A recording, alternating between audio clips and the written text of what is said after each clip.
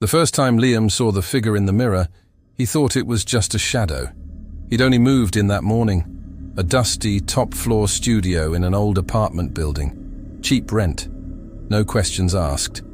Room 3B. There was a large mirror bolted to the wall above the heater. Faded edges. Specks of black corrosion in the glass.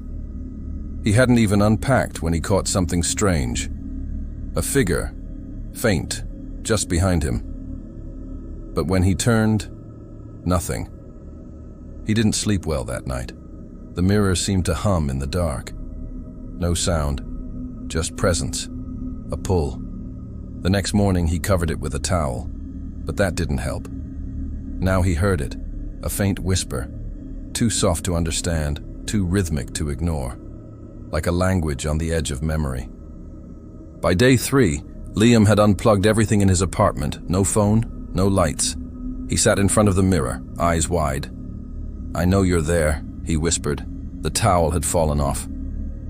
The figure was clearer now, taller than him. Its face almost, but not quite, his. The same jawline, the same scar above the eyebrow. But the eyes were black. Not just dark, hollow, like glass bowls filled with ink. Liam couldn't breathe. His chest tightened. His throat dried out in an instant, like the air had been sucked out of the room.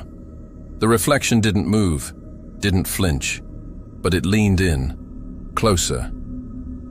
Liam hadn't moved. A sound, a click, echoed behind him. He spun around.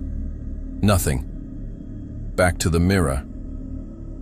The figure was closer now, its face almost pressed against the glass. Liam stumbled back, knocking over the desk chair. His knees hit the floor hard.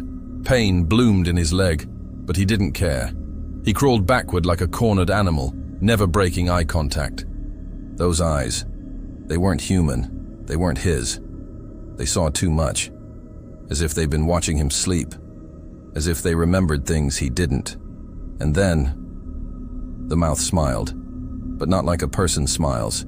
It was too slow, too wide, as if it was trying to figure out how. Liam screamed, raw, panicked. He grabbed the nearest object in his laptop and hurled it at the mirror. Crack. The screen shattered, but only the laptop. The mirror didn't break, not even a scratch. The reflection stood perfectly still. Then, it raised one hand and tapped once on the inside of the glass. Tap. Liam froze, because he hadn't raised his hand, and suddenly he wasn't sure which side of the glass he was on anymore. Liam woke up to soft daylight seeping through the blinds. His head throbbed. His mouth was dry. For a moment he didn't move. Just stared at the ceiling, trying to remember where he was.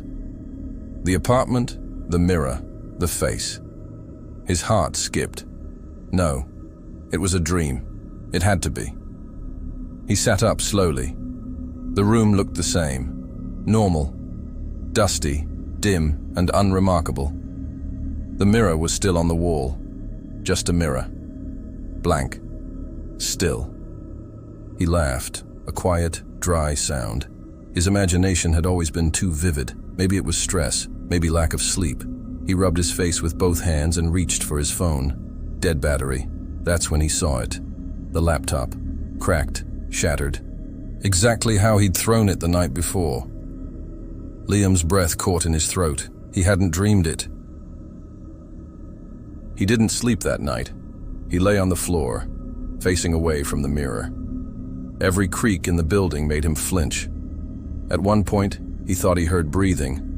Not his. The next day, he left the apartment early.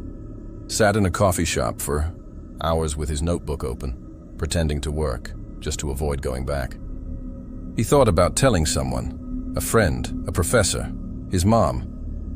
But what would he even say? There's someone in my mirror, and it's wearing my face.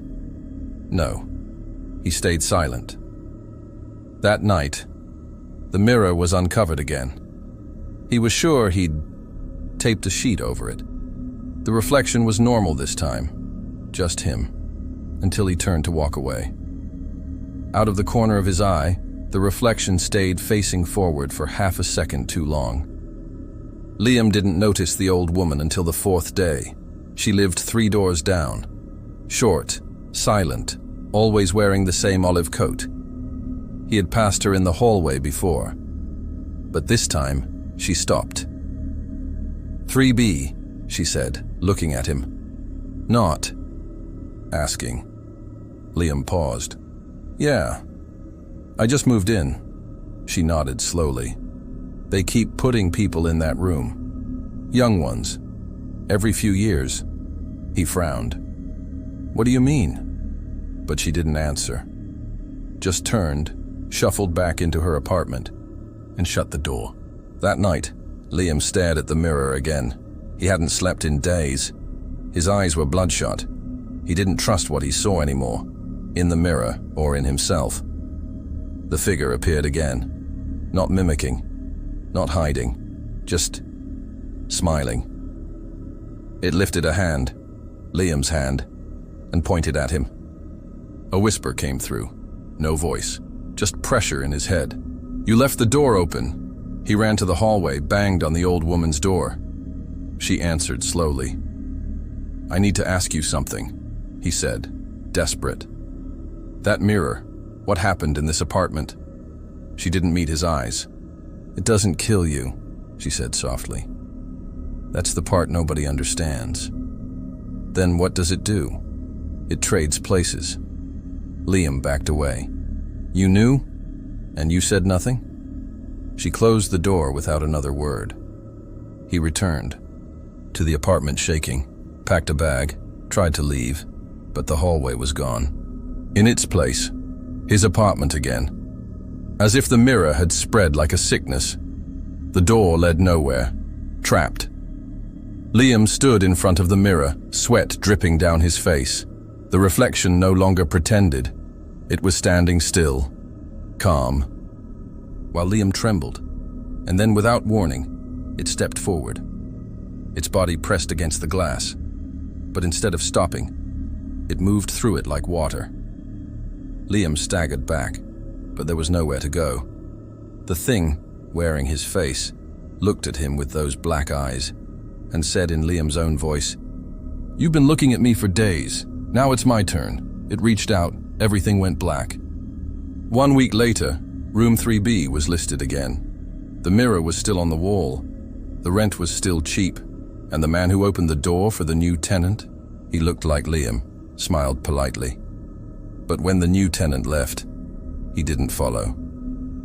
He turned to the mirror, and from the other side of the glass, a pair of human hands began pounding silently, mouth open in a scream. But no sound. Just the faintest smile on the outside.